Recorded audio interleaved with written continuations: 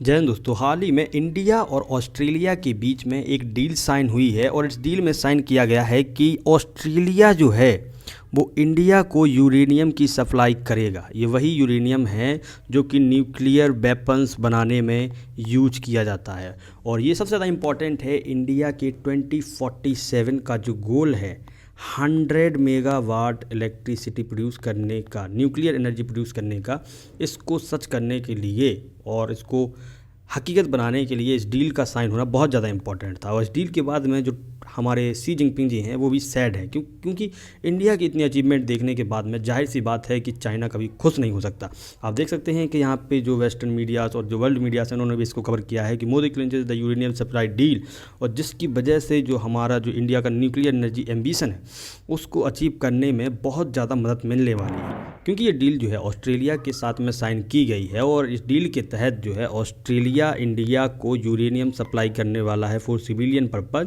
तो अब मैं आपको बता दूं कि ऑस्ट्रेलिया के पास में वर्ल्ड के 1/3 यूरेनियम रिजर्व्स हैं। ये जो आप ब्लू ब्लू डॉट देख रही है ना, ये सारे के सारे यूरेनियम रिजर्व है। मतलब पूरा का पूरा ऑस्ट्रेलिया जो है यूरेनियम रिजर्व से भरा पड़ा है।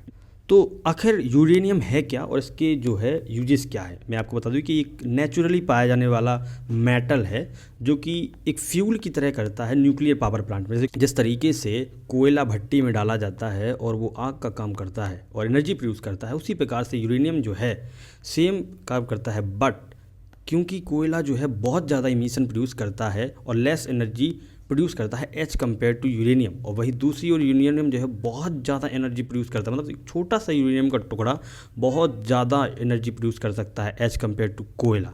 इसलिए एक बहुत ही रिलायबल सोर्स है क्लीन एनर्जी के लिए और हमारे जो चेंजिंग क्लाइमेट चेंज है उसको कम करने के लिए। आप देख सकते हैं यहाँ पर यूरेनियम की कितने सारे यूजेस हैं।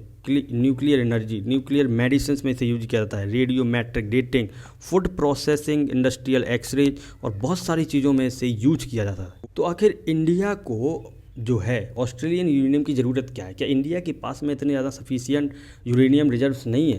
दोस्तों मैं बता दूं, ये बात सच है कि इंडिया के पास में कुछ हद तक तो यूरेनियम रिजर्व्स हैं, बट वो इतनी अच्छी क्वालिटी के नहीं हैं और इतनी ज़्यादा ह्यूज मात्रा में नहीं है कि वो इंडिया की जो ड्रीम है 100 मेगावाट वाली न्यूक्लियर एनर्जी की, जो 2047 वाला जो हमारा गोल है, उसको अचीव कर सकते। तो इसको अचीव करने के लिए ऑस्ट्रेलिया के साथ में इस डील का साइन होना और ऑस्ट्रेलिया से यूरेनियम रिजर्व आना बहुत ज़्यादा इंपॉर्टेंट हो जाता है, जो कि इंडिया का जो क्लीन एनर्जी का जो प्रोजेक्ट है उसको अचीव करना है। तो इस यूरेनियम ऑस्ट्रेलिया से आना बहुत ज़्यादा इंपॉर्टेंट हो जाता है। अब क्योंकि क्लाइमेट चेंज को हमें कम करना है तो क्लीन एनर्जी हमें अडेप्ट करनी पड़ेगी और उसके लिए सबसे ज़्यादा इंपॉर्टेंट है वो है न्यूक्लियर पावर, क्योंकि न्यूक्लियर पावर जो है बहुत ही लोअर एमिशन प्रोड्यूस करती है और उसके लिए उच्च क्वालिटी का हमें यूरेनियम चाहिए। तो इसलिए ये डील बहुत ज़्यादा इंपॉर्टेंट थी इंडिया के लिए। अच्छा, ये डील इतनी स्पेशल क्यों है? ये सिर्फ इसलिए इंपॉर्टेंट नहीं है कि जस्ट हम बाय एंड सेल वाला गेम है कि हम भाई यूरेनियम बाय करने वाले हैं और ऑस्ट्रेलिया जो है हमको बेचने वाला है, बट ये जो है एक ट्रस्ट है दो कंट्रीज़ के बीच में, एक डीपर है, एक रीजनल प्रमोट इकोनॉमिक ग्रोथ को प्रमोट करने वाला है दो कंट्रीज़ के बीच में। और अभी हाल ही में जो हमने काफ़ी चीज़ों पे काम किया, जैसे defence, maritime security, critical mineral, education, advance technology, बहुत सारे सेक्टर पे भी काम किया है। और ये भी कहा जा रहा है कि ऑस्ट्रेलिया जो है, जो उसका कोकोस आइलैंड है इंडियन ओशियन में, वो भी जो पहले अमेरिका को देना था वो अब इंडिया को जो है ग्रांट करने वाला है, ऐसी न्यूज़ आ रही है। देखते हैं क्या होता है आगे। तो क्या ये जो यूरेनियम जो है ऑस्ट्रेलिया इंडिया को देने वाला है, क्या इंडिया इस यूरेनियम को न्यूक्लियर वेपन्स बनाने में यूज किया कर सकता है? आंसर है इसका नो। क्यों? क्योंकि ऑस्ट्रेलिया का साफ साफ कहना है कि हम जो यूरेनियम जो है सप्लाई करेंगे इंडिया को, वो सिर्फ और सिर्फ सिविलियन पर्पज़ के लिए है। मतलब तो आप उससे न्यूक्लियर एनर्जी प्रोड्यूस कर सकते हैं, बस उसको आप वेपन की तरह यूज नहीं कर सकते। जैसे मैंने आपको बताया न्यूक्लियर एनर्जी मेडिसिन वगैरह में आप काम कर सकते हैं, लेकिन इसको आप वेपन्स बनाने के लिए यूज नहीं कर सकते क्योंकि ये सिविलियन पर्पज़ के लिए है। Uranium will be use exclusively in India civilian nuclear reactors generate electricity. आप यहाँ पे वेपन्स में यूज नहीं कर सकते।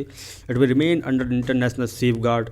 इंटरनेशनल जो सेफ गार्ड है उसके अंदर इसे मॉनिटर किया जाएगा टाइम टाइम पर कि भाई कहीं और मिलिट्री यूज तो नहीं हो रहा है इसका। Therefore the agreement suppose the energy generation not the nuclear weapons. तो एनर्जी से हमारी एनर्जी सेक्टर जो है वो तो बूस्ट होगा, बट ना कि हम इसे वेपन की तरह यूज कर पाएंगे, क्योंकि जो हमारे जो इंटरनेशनल जो ऑर्गेनाइजेशंस हैं वो इसको कंटिन्यूसली जो है मॉनिटर करती रहेंगी स्टेप बाय स्टेप। ये डील जो है इंडिया के लिए बहुत ही ज़्यादा सिग्निफिकेंट है। इस डील से इंडिया का जो गोल है और जो इंडिया को बहुत सारे सेक्टर्स में ग्रोथ करने में मदद मिलेगी, और जो हमारा गोल है 2047 वाला 100 मेगावाट इलेक्ट्रिसिटी प्रोड्यूस करने का, वो भी इससे अचीव किया जा सकता है। और आगे बहुत सारी डील्स साइन हुई हैं, उसको भी हम बात करेंगे। तब तक के लिए धन्यवाद। और अगर आपको वीडियो पसंद आया है तो वीडियो को लाइक करें और चैनल को सब्सक्राइब करें। धन्यवाद।